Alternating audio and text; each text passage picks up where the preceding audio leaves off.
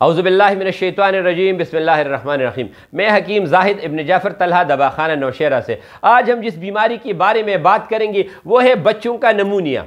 بچوں کو سردی لگنا، ان کو بخار کا بہت زیادہ ہونا، کھانسی کا ہونا، چونکہ یہ نمونیا کے ساتھ ہوتی ہیں۔ سردی کا موسم چونکہ بہت زیادہ ہے، دن بھی بہت زیادہ ہے، ہمیں کچھ لوگوں نے پھر اپروچ کیا کہ آپ ان کے بارے میں کچھ بتا دیں، تو اس کے لیے سب سے پہلے جو بات ہے، نمونیا یہ پھیپھڑوں کی ایک بیماری ہے۔ اس کی وجہ سے وجود میں آکسیجن کی کمی ہو جاتی ہے، سانس بندے کو صحیح نہیں آتا، بلغم اس میں بہت زیادہ ہو جاتا ہے، اور اگر اس میں ایکس رے کر لیا جائے تو ایکس رے کی جو پوزیشن آپ کے پھیپھڑوں میں ہوگی وہ آپ کو سفید نظر آئے گی۔ اس کا مطلب یہ ہوتا ہے کہ آپ کے چسٹ پہ بلغم کی مقدار اپنے حد سے زیادہ ہو گئی ہے، تو اس کی وجہ سے آپ کو سانس آنے میں آپ کو دشواری ہوگی۔ یعنی بچوں کی یہ جو میں بات کروں اس میں اس کی وجہ یہ ہوتی ہے کہ جب آپ کے وجود میں آکسیجن کی کمی ہو جاتی ہے تو ہارٹ بیٹ جو بچوں کی ہوتی ہے وہ 40-50 پہ آ جاتی ہے، یا 50 اور 60 پہ آ جاتی ہے، تو بچہ سانس نہیں لے سکتا، روتا بہت زیادہ ہے، سردی اس کو بہت زیادہ لگتی ہے۔ اگر آپ اس کے اوپر 2-3 کمبل بھی رکھ دیں اور کمرے کو بھی گرم رکھ دیں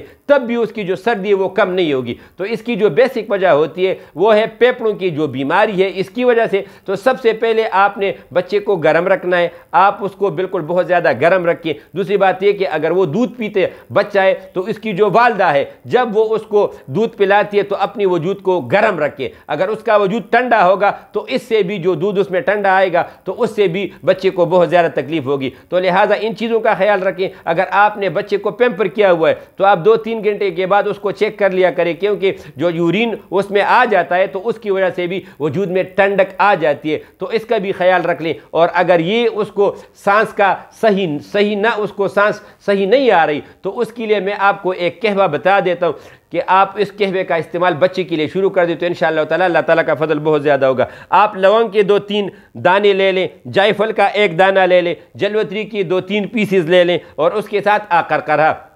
یہ لے لیں۔ یہ آپ اس کے لیے پانی میں ابال لیں اور ترماس میں رکھ لی، چینی یا شہد اس میں حسب ذائقہ ڈال لیں، اور یہ قہوہ اس بچے کو بار بار 15-20 منٹ، آدھے گھنٹے، 1 گھنٹے کے بعد پلانا شروع کر دیں۔ انشاءاللہ تعالیٰ اس کی جو سانس کی تکلیف ہے، جو پھیپھڑوں کی تکلیف ہے اور جو نمونیا کی تکلیف ہے یہ بہت زیادہ کم ہو جائے گی، بلکہ ایون آپ یہ بھی کہہ سکتے ہو کہ اس کو جو دمی کی تکلیف ہے وہ بھی انشاءاللہ تعالیٰ ختم ہو جائے گی، اور اس کا سانس بھی ٹھیک ہو جائے گا اور وجود میں آکسیجن بڑھنا شروع ہو جائے گا۔ دوسری بات یہ کہ اگر آپ نے کمرے میں گیس کا ہیٹر لگایا ہوا ہے یا چولہا لگایا ہوا ہے تو آپ اس طرح کر لیں، کیونکہ گیس کی ہیٹر سے اور چولہے سے